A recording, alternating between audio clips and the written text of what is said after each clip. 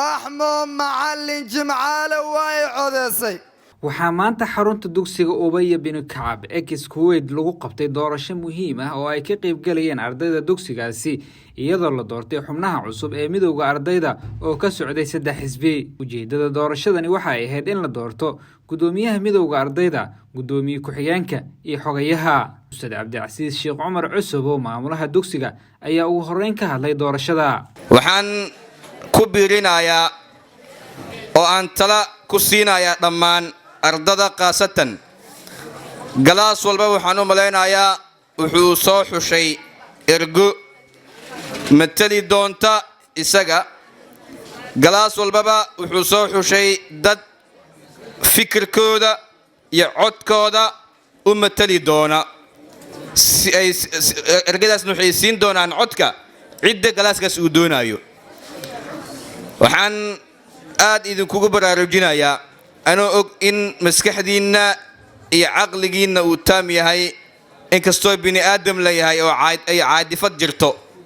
waxaan idinka codsanaynaa in doorashada aad dooranaysaan hoggaankiinna in aynan ku salaynin saaxiibtinimo, isjacayl, walaalnimo iyo wax la mida.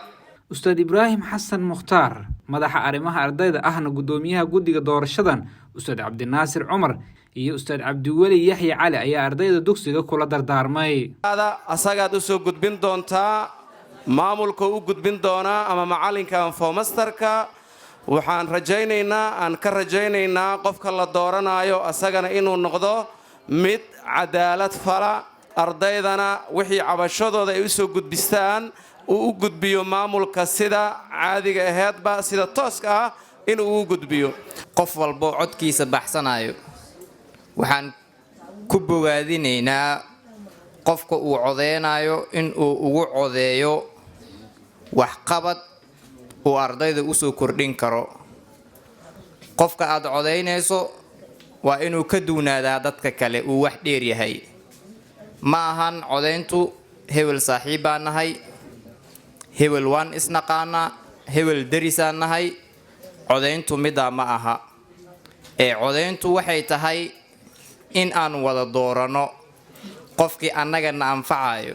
hogaamiyaha ah waa in uu nidaamiyaa qurxiyaa camalka kooxda ay u dooratay ee hogaamiyaha ay kaga dhigatay waa in uu qurxiyaa oo si wanaagsan uu kaga shaqeeyaa.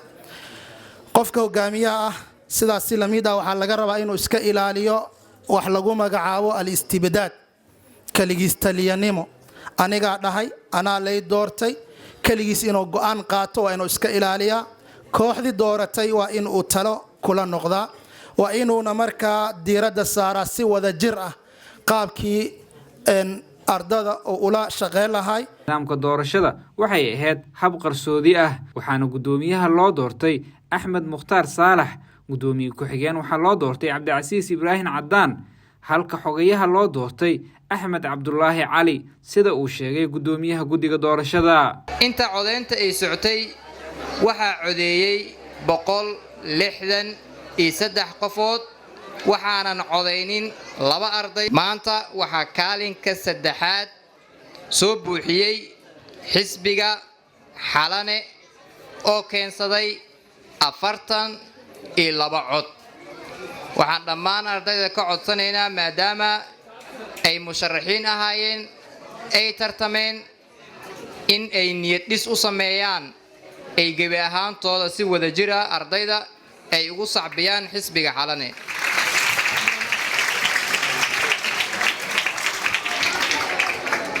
aad ayaad ugu mahadsantihiin. midda kaalinka labaad waxaa galay xisbiga Cumar bin Khidaab oo keensaday 44 cod.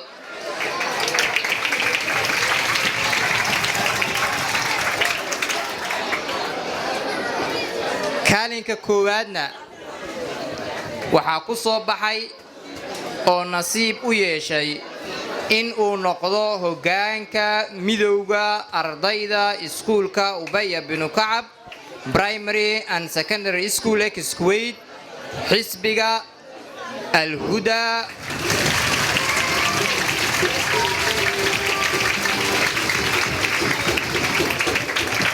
oo halkaas ku keensaday 77 cod. maamulaha dugsiga Ubay bin Kacab Cabdicasiis Sheekh Cumar ayaa guddoonka la doortay u hambaliyeeyay. maantay waxaa halkan ku baratamay 3 xisbi. 3 xisbi innagu inay wada taliyaan ma doonaynin. waxaynu doonaynay in cid ka mid ah xisbiyadaasi aynu talada u dhiibanno. ardada ayagoo isku duubanna intooda ugu badan waxay talada u dhiibteen xisbiga Al-Huda waxaan leenahay waan idinkugu hambaliyaynaynaa sida qiimaha badan aad u tartanteen una guulaysateen. hambalyaan idin leenahay 1 jeerba. xisbida kale ee laga guulaystana waxaan leenahay jaanisku maanta bisma furna maalmo kale uu furan yahay.